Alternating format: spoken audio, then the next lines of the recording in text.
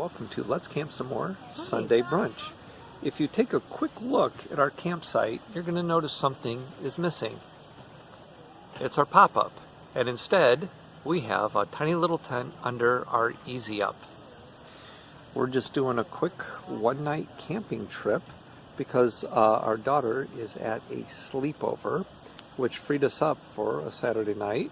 So we came out to State Park in central Illinois, and we're just doing a one-night tent camp. We brought hardly anything, everything packed in the back of the 4Runner right there. And a lot of things I see when people are tent camping, I'm not making them wrong, is that they have a bunch of stuff stacked up on their picnic table. Here is our picnic table. We've got just our water jug on it, so we're doing pretty good as far as keeping our campsite straightened up. To be fair to those people, they're probably not camping just like 24 hours. Yeah, they're probably camping much longer. We're pretty seasoned campers. Now, we've already missed some things, like that can opener. Can opener, but we have camp neighbors, and I said, hey, did you got a can opener? The camp host did not, but our camp neighbor did, so we're able to open the can o' beans. That we just cooked straight over the, like on the little grate here. Eric, I'll show you there's our campfire. We just brought our trusty cast iron skillet. We cooked it right on the rack. Put some steak on the rack with a can of green beans and a can of Bush's baked beans. Yeah. And we had it with delicious dipping sauce that Uncle Peter. Yes, we recently stayed with my uncle. He made a dip sauce out of magic and ingredients in the kitchen. And you know what we should do? We should write that up and put it in recipes. So check in recipes for a delicious camping dipping sauce. Oh, it's just a delicious dipping sauce any day of the week. Yeah. Every day of the week. But since this is a camping blog, we should pitch it as camping related. Maybe. So we are actually at Kickapoo State Park, and we chose this state park because there's a lot of campsites, and they actually have a humongous tent area that has no electricity, but we thought if we came out and we got here, there was 3 sites in the electrical, so we grabbed an electric site. So we grabbed an electric site. Charge our phones and see our cable. But we knew we'd be able to, even if all those were taken, we knew we would be able to get into the non-electric tent site because they hold many tents. Many, lots and lots of tents. And so. The bonus of the electrical, as you know, is we can charge our phones. We're going to run a fan, if nothing else, for white noise, or just keep the tent from getting stuffy. Plus, we're close to a nicer potty, as the tent, the primitive tent area, just has like a porta potty. You have to walk up a steep incline to get to the flush potties. Yeah. So we're here, and there's a lot of people. I mean, every site is full, so there's people with dogs and bikes, and kids are going to have a movie tonight, and we're just hanging out and enjoying some time together. It's going to be an experiment with sleeping on the ground.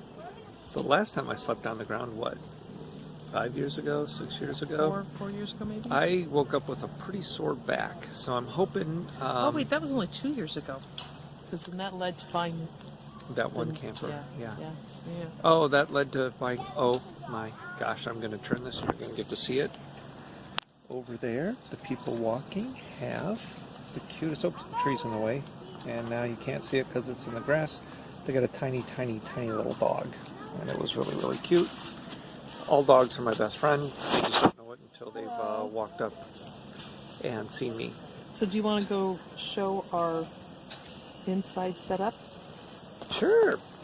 Let's go over to the tent. We're filming a little differently. We should probably get a boom or something to hold the camera, and we should probably get a mic that runs on a boom, a little shotgun mic, because sometimes when we turn the camera or the phone around, which is what we're recording on, we lose sound. But over here is our little tent setup. You can see in there, I'll just hold the phone in there and I'll stand outside. There's Diana's cot. It's like an old Army issue cot. Barely fits in. Barely fits. In fact, here you can see the edge of it is sticking out, and when we zip up the tent, it kind of bulges a little bit, but that's okay. First time using this $3 garage sale tent. Yeah, I got the tent at the Humane Society garage sale. Where's the camera on this thing? I gotta look down. Okay, so there's mine. I'm sleeping on like a backpacker's Well, you're not going to be mattress. Is it already out of air? happy. Well, Golly. I think we're going to have to come up with a solution. I mean, Yeah. we set up this tent was set up so quickly. Yeah, we can set this up. I There's don't our know. camping neighbors back there. Anyway. Probably 6 minutes total, like start to finish. We didn't put the fly on it because we were under our easy up. But the tent goes up so much faster than even the pop-up, and we are pop-up campers. But the tents go up so easy. It's just you don't hang out in there. You hang out outside because I pee outside.